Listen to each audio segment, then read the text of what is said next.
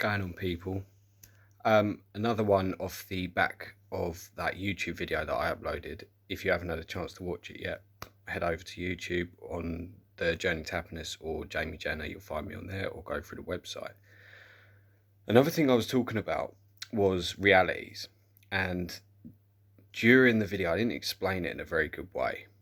I kind of brushed over it very quickly, and it actually is quite an important subject which I've been wanting to speak about recently, but haven't really thought too much into how I'd describe it.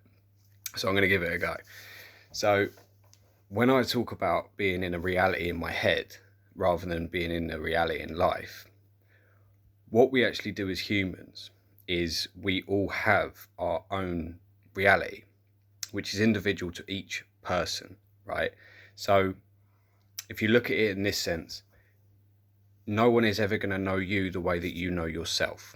So your thoughts on yourself are completely different to what anyone else thinks of you, because that's your reality and your perception of yourself, right? And it's the same as everyone else that you know that knows you. Every single one of those has a different vision of you, because that's their reality and their perception, right? So when I talk about being in different realities, and I'm saying about being in a reality in my head, I mean I was living through a reality of depression. So it's almost like I had like goggles on that were making the world a lot worse than what it actually was. And when you understand your reality better, you then come into the collective reality in a different way.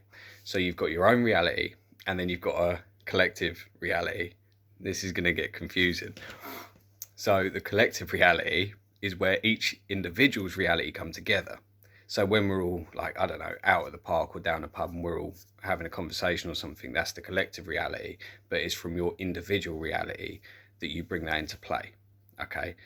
So when you have depression, or you have anxiety, or you're just very insecure, or you have, I don't know, bipolar, psychosis, this is all a difference in reality. So it's the reality in your head that plays out differently. Okay. Now, I personally, when I had anxiety, I was very insecure, still am insecure about a lot of things. I didn't have a lot of confidence. I had very, very low self-esteem. And it's because my internal reality, my personal reality, was that I didn't see myself in a very good light, and I didn't see myself in a very good manner. So that then came out into the external reality, which is the collective. And people would notice that I was quite shy. I didn't really know what to say to people, very, very bad at small talk. And you'd often see me kind of scrunched up, right? Now that is a sign of anxiety.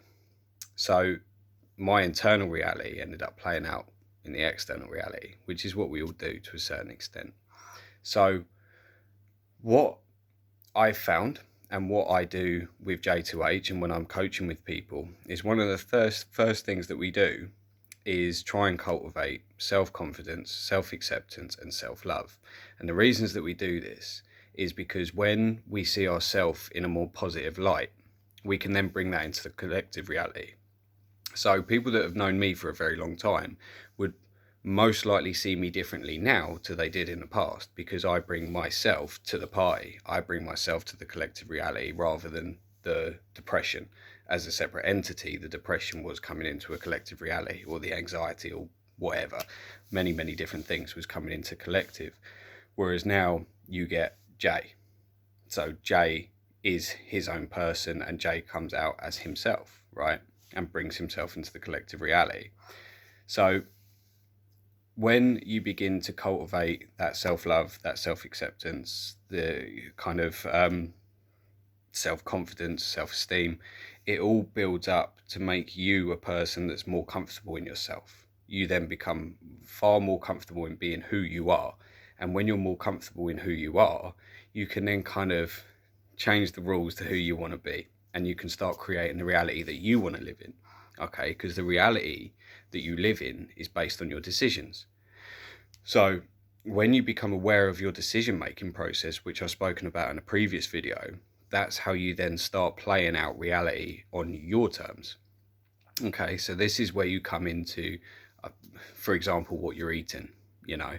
So in hypnotherapy, I would have people that would come to me for certain foods that they don't want to eat: crisps, chocolate, biscuits, whatever. Now, subconsciously, they're taking on these foods, perhaps for comfort or for stress release, but that's a subconscious urge. It's not a conscious urge. So when we break that down into the subconscious, we can then change that pattern so that they're consciously thinking about what they're trying to eat, and they can eat in a more healthy manner, which makes their life a lot better. It makes them more confident in themselves because they may be getting to a goal that they want to reach, or various different things, you know, and they look at themselves differently. And that's because the internal reality changes, which then comes into the external reality. So you're seeing, well, you are a more positive person, which then shows, which people come towards. And when I'm talking about realities and I'm talking about kind of how that comes across, my reality was that no one cared. My reality that was that I was worthless. My reality was that the world would be better if I wasn't here. That reality was never challenged because no one knew about that reality. So I was living in that reality, making assumptions that that was true because I'd never given anyone an excuse to challenge it.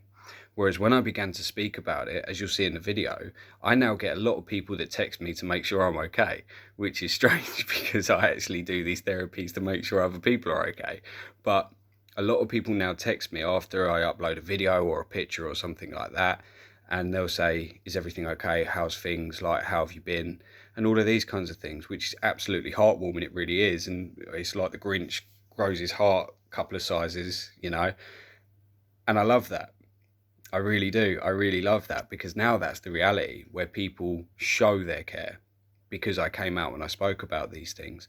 So that is when people begin to challenge the reality that I was living in rather than me living in it on my own, making assumptions on the world outside me. I did in the past bring that into the collective reality for people to then come and help and say things and come towards me to you know, give me a hug, give me nice words, whatever it may be.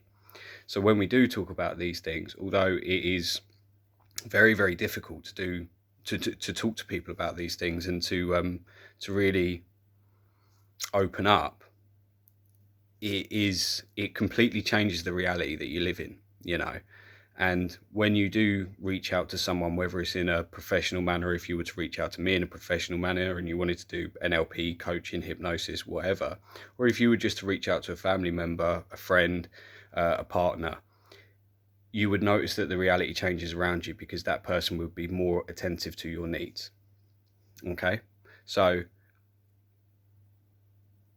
I probably said reality far too many times in that video, but I hope that that made sense. I'm going to try again at some point to explain that in a different manner and try and try and make it a little bit easier to listen to because I was kind of confusing myself as I was talking about that. But I hope it come across in the right way. I hope it was understood, and I hope that that helps anyone that kind of has that internal confusion, you know.